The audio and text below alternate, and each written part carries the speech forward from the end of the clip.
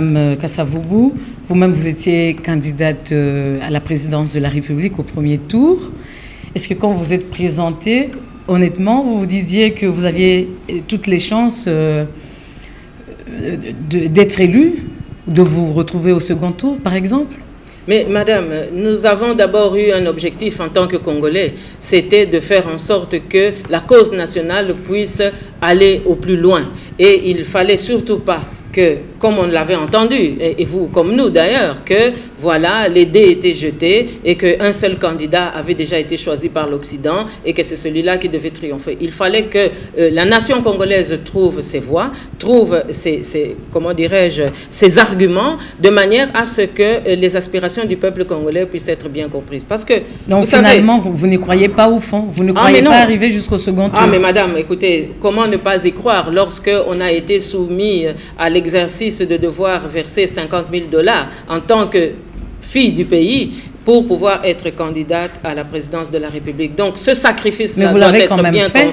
Nous l'avons fait, pourquoi? Parce que c'est notre pays et notre pays n'a pas de prix, madame. Mais pourquoi le faire et ne pas avoir les moyens de battre campagne, par exemple? Oui, mais les moyens de battre campagne, vous savez bien que nous sommes ici dans une dictature naissante. Vous savez, rien n'est plus néfaste que de dire à un peuple, allez aux urnes, et puis en même temps de confisquer la voix des urnes de ce peuple parce qu'on aurait déjà choisi un candidat. Là, ça veut dire quoi? Ça veut dire qu'on se joue du peuple congolais. Ça veut dire que la démocratie ne signifie rien, que nous ne sommes pas dans un sous-continent, mais que nous sommes dans une sous-humanité. Et que le peuple congolais est considéré non pas comme un continent où il y a des hommes et des femmes intègres qui veulent se battre pour leur pays, mais où il y a des sous-hommes qu'il faut réduire à l'esclavage. Donc, rien n'est plus mauvais que lorsque on veut, comment dirais-je, favoriser un candidat au détriment des autres. Alors, nous n'avons pas pu battre campagne. Pourquoi? Mais parce que le complot contre le pays continue. Nous sommes jugés comme des nationalistes. Laissez-moi vous dire que la liste qui a condamné,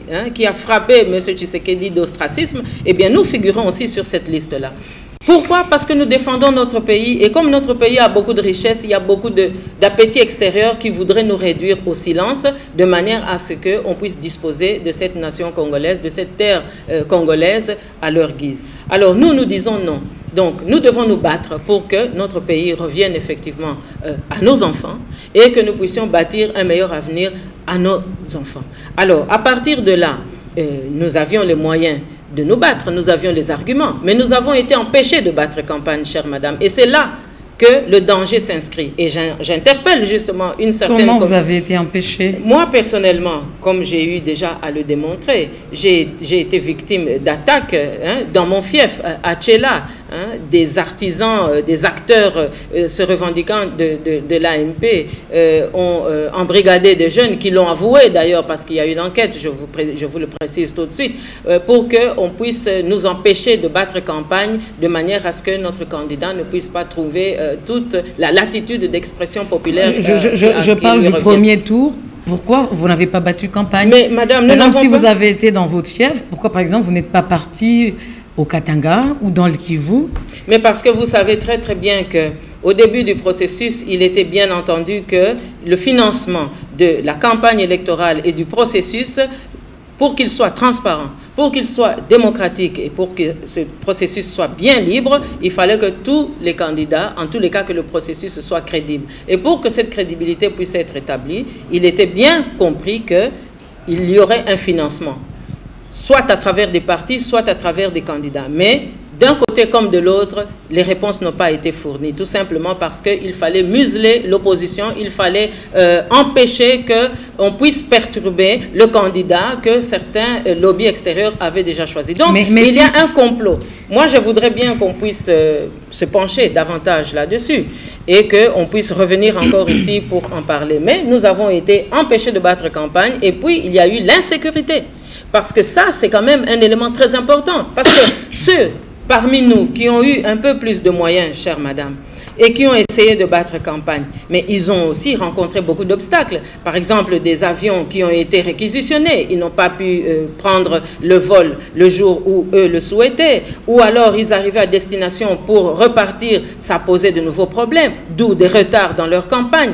D'autres qui se sont aventurés à arriver quand même au lieu de campagne, eh bien, ils ont rencontré de l'opposition armée, ils ont rencontré des menaces, des intimidations, des enlèvements. Rappelez-vous, il y a eu quand même des candidats qui, un beau matin, se sont réveillés en trouvant leur maison encerclée. Donc, il y a eu toute une série de mesures d'intimidation, chère madame, pour bien faire comprendre que nous n'avions pas notre place dans le processus et que ce processus ne nous appartenait pas.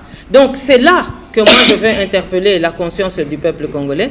Et c'est là aussi que je voudrais ne pas soustraire une partie de la communauté internationale qui, bien qu'ayant contribué à ce que ce pays puisse mettre fin à la guerre, mais n'a pas pu endiguer en son propre sein les lobbies qui, en fait, ont besoin d'une certaine instabilité chez nous pour pouvoir continuer à tirer le meilleur profit de nos ressources par la prédation, par les pillages.